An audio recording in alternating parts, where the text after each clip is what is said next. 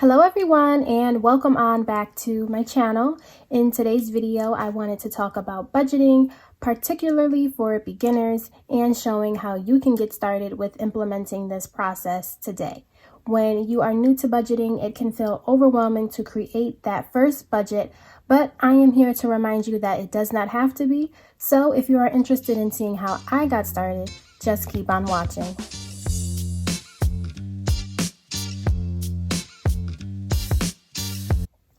Now, for those who do not know me, hello, I'm Monet. I'm currently 24 years old, and this channel focuses on me showcasing my debt-free journey and trying to gain control of my finances. I recently achieved the 1-year milestone within my financial journey, and that achievement really influenced me and my decision on creating this video. Now, I am no financial advisor by any means, but through the year of me remaining consistent with my budget and with people asking me how to get started within the comments, I felt that it was fitting for me to create this video for you guys. So hopefully this video is helpful, and if you enjoy this type of content, be sure to click that subscribe button down below and click the bell so that you never miss a video.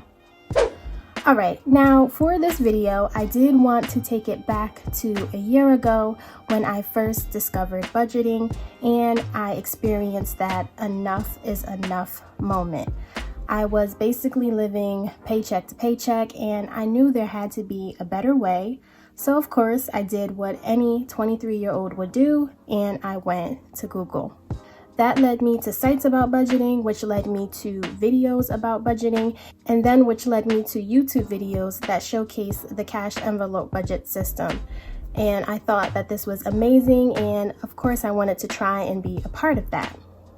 Now, another thing that I wanted to note is that when I discovered this budget community, I was blown away. I was amazed with the planners, the stickers, the envelopes, the binders, and I thought I needed all of those things to get started, but honestly, you do not. So if you are thinking that you need all of these things to succeed with budgeting, I can tell you with absolute certainty that you do not.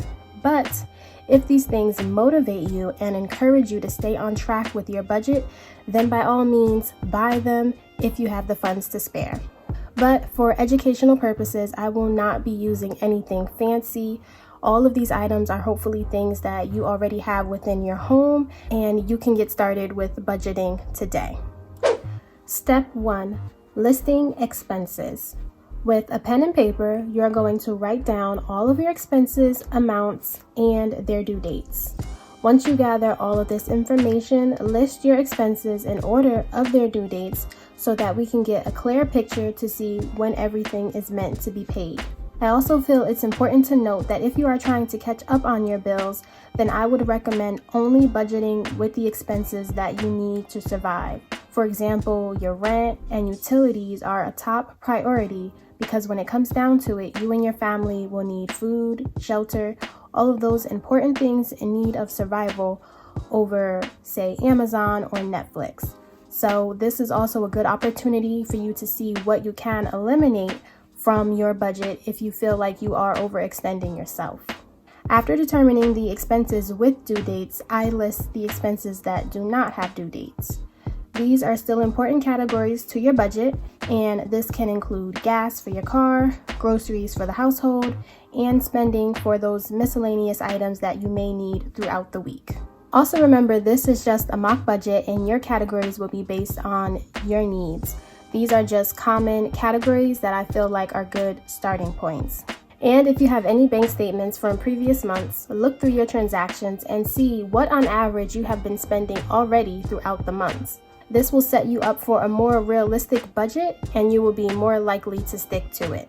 So looking at this budget, we see that we have rent and utilities that are both due on the 1st. Our rent is $800 and our utilities is $150. We have Netflix on the 3rd for $15, a phone bill on the 5th for $70, a car payment on the 11th for $250. On the 15th, we have our car insurance, and that's $120. On the 17th, we have a credit card minimum payment that is due for $25. And on the 24th, we have our student loans, and that is $125. So with this budget monthly, these are our expenses that always have due dates that we must pay. And just for our regular expenses, we are already at a total of $1,500 for our expenses. So I'm going to go ahead and highlight that. And then for our other expenses that do not have due dates associated with them, we have gas, and monthly we're going to budget for $100. For our groceries for the month, that's going to be $400, and spending for the month, that's going to be $200.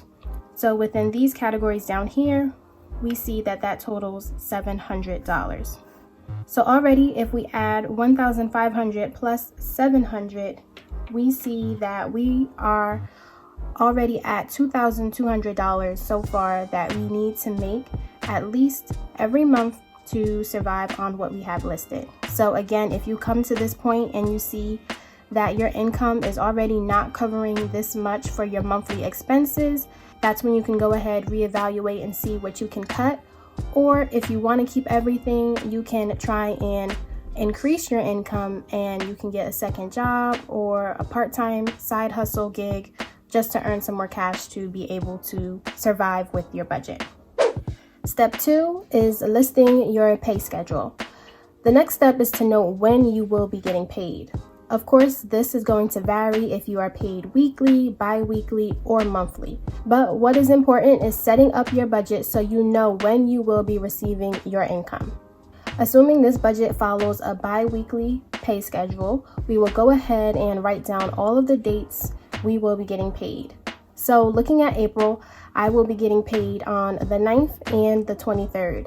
I will also be writing out my paydays for the following month, which is in May, and we see that I will be getting paid on the 7th and the 21st.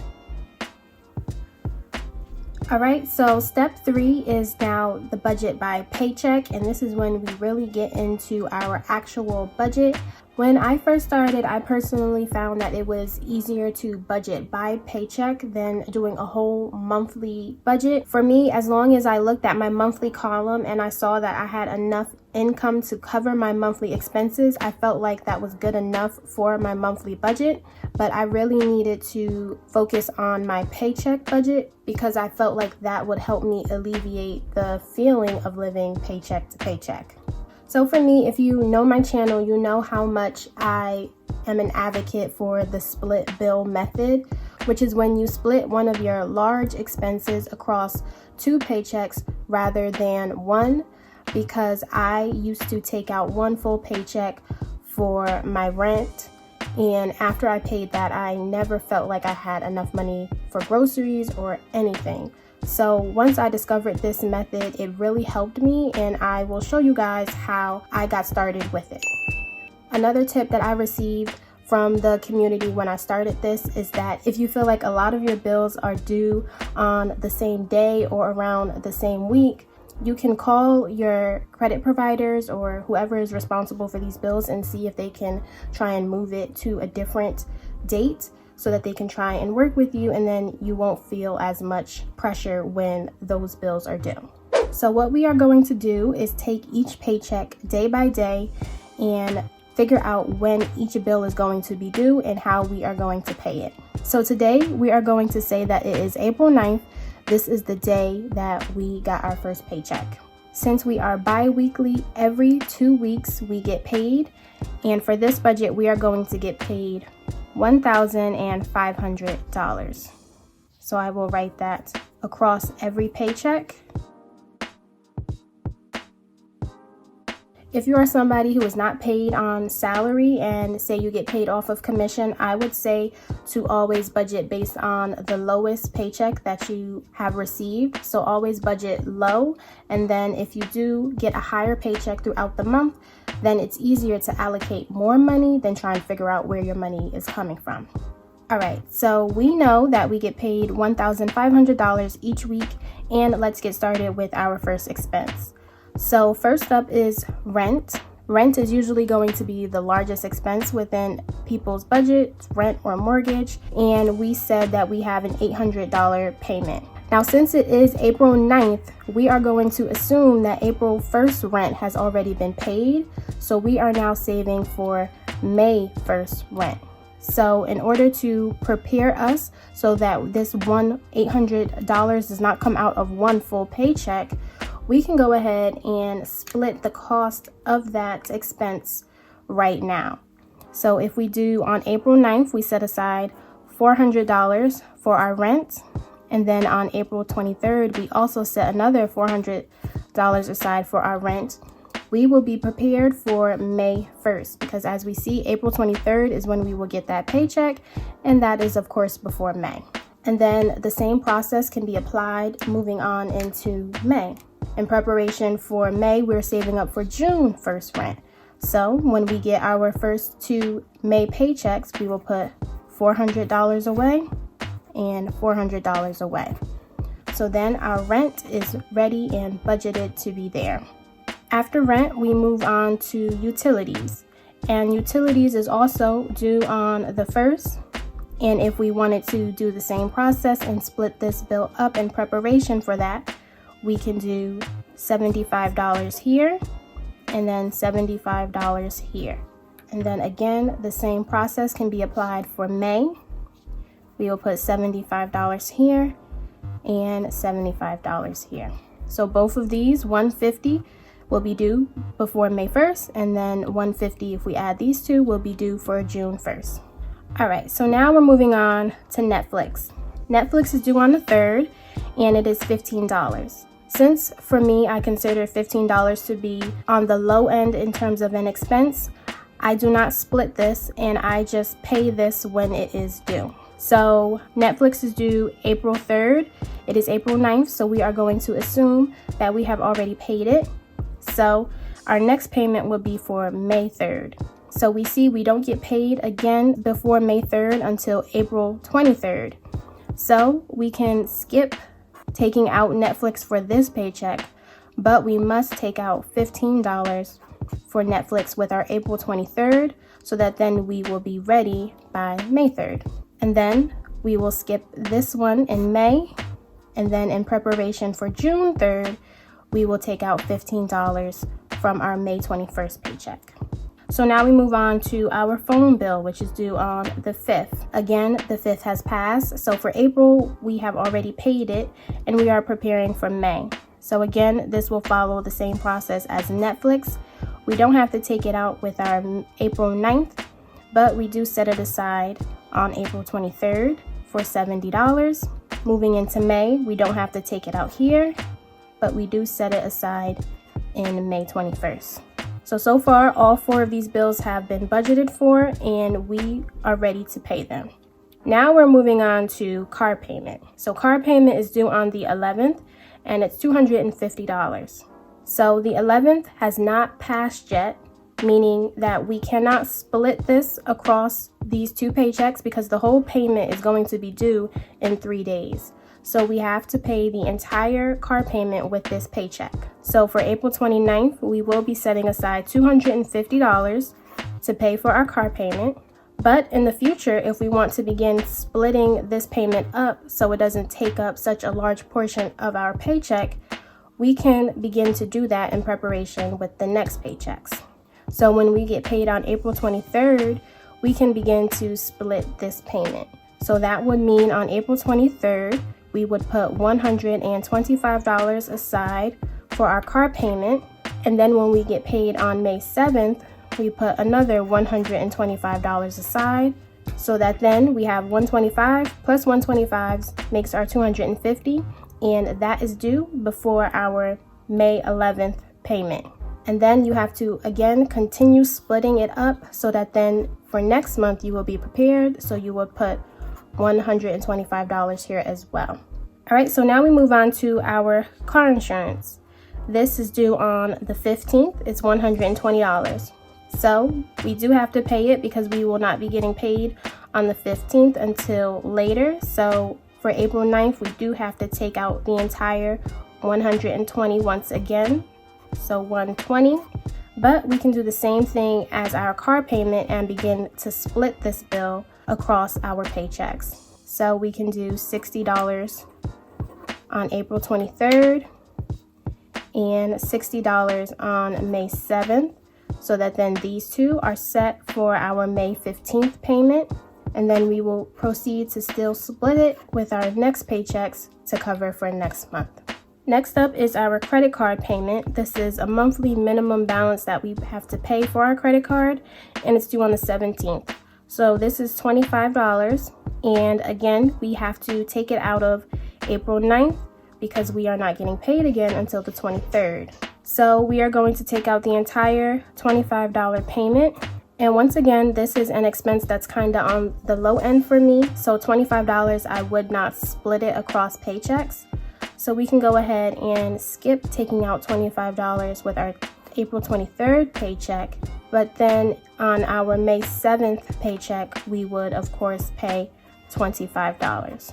And then we can again skip it with our next paycheck. So lastly is our student loan that's going to be due on the 24th, and that's $125.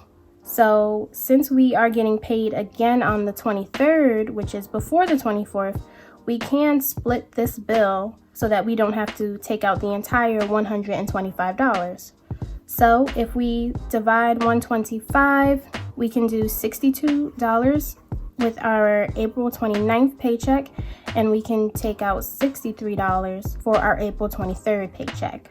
So when we add these two up, they come to $125, and that is due for our 24th payment. And then once again, we know that we keep following the same pattern, so we can do $62 here and $63 here, so that again we are ready for May 24th payment. So that is how I split up my bills and how I budgeted the first time. So I hope that was understandable for everybody.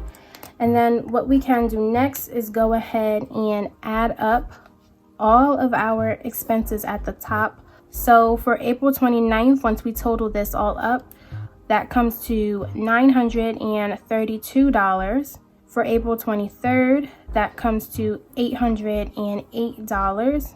For May 7th, that's $747. And for May 21st, that is $808. So here you can really see the benefit of splitting your bills. The first month or the first week is always going to be the hardest once you decide to do this method, because you have to again cover for all of the full bills that you have to pay. So you will see that this pattern will begin to show once you continuously split your bills. So next up that I want to address are the expenses that do not have due dates, but we pay them monthly. So again, this is our monthly payment for gas, and we are paid every 2 weeks. So we are going to divide all of these total monthly amounts by 2, so that each time we get paid, we take out a portion of our monthly budget. So gas for the month is $100, but when we get paid, we will be taking out $50 and $50. And then as well in May, we will take out $50 and $50.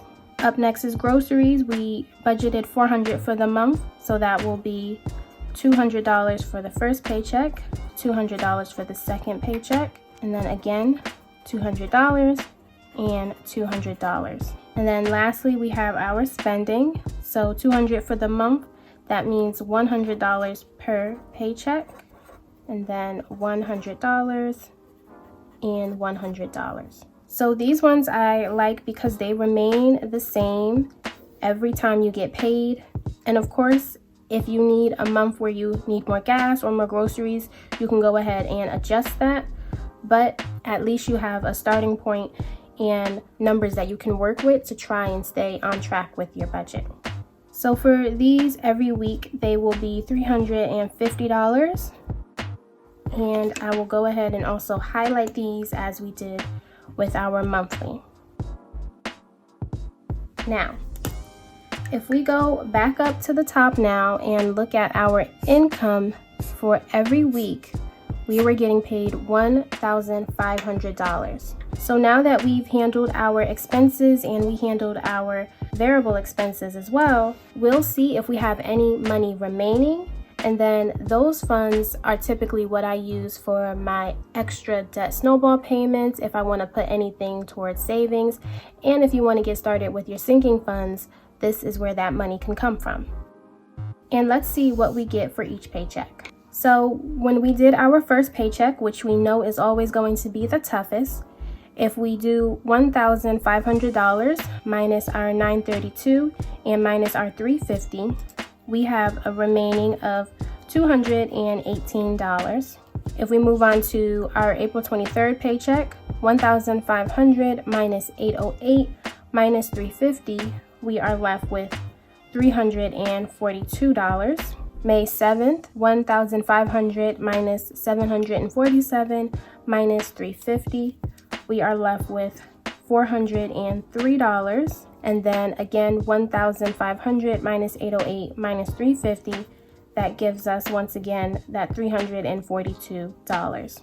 So not only does splitting your bills alleviate the pressure of your expenses, but you also see that it gives you more money for a remaining that you can use to allocate across, again, debt snowball, savings, or sinking funds. So this was just a real eye-opener for me, and it allowed me to get a rhythm and a habit, because generally my bills remain the same each month, and what fluctuates is how I want to determine how I want to use my leftover money. You'll also sometimes be amazed by how much you had left over, because I know when I first saw that, I never understood how I felt like I was living paycheck to paycheck when I always had money remaining. So it just really puts into a whole perspective your money and how you can control it if you actually sit down and learn how to work with it. But that is the general idea that I wanted to get across for you guys and show you how I started. I really hope it was helpful and concise and that you guys were able to follow along. If you have any questions, please, of course, leave that down in the comments below. And if you have any budgeting tips that I may have forgotten that may help others, leave those down in the comments as well. Be sure to subscribe to the channel so that you do not miss where we go next. And if you enjoyed this video, be sure to give it a thumbs up, because I would really appreciate it. But that is all I have for you guys today. Thank you all so much for watching, and I will see you all next time in my next video. Bye, guys.